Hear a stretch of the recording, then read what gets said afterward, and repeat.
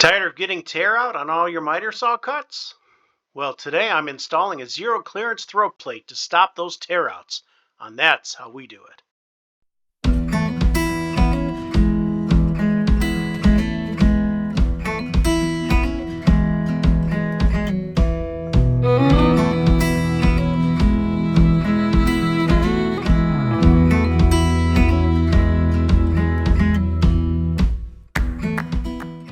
I have a rigid R4222 12-inch sliding miter saw.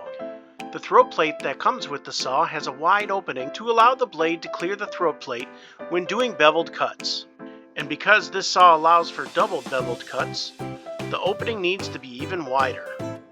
This means when doing straight cuts, there is no support to the wood underneath the cut, and it leads to the wood splintering, which is referred to as tear out.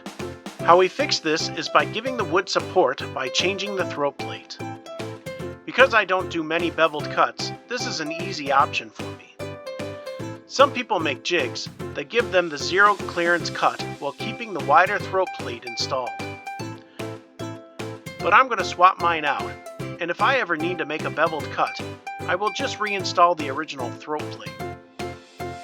I bought this solid walnut throat plate on Etsy for around $30.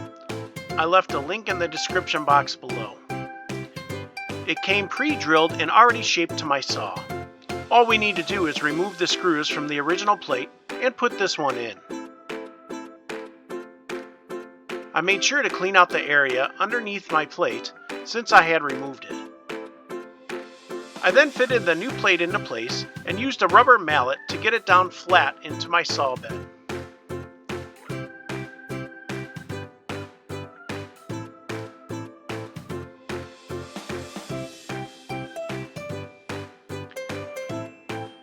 I put in the screws and then I used a square to make sure my blade was at a 90-degree angle before making my cut into the plates.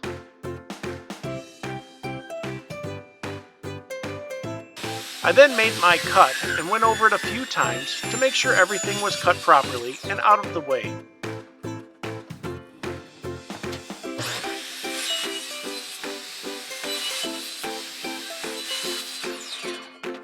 Now, with the zero clearance plate installed, we make our cut.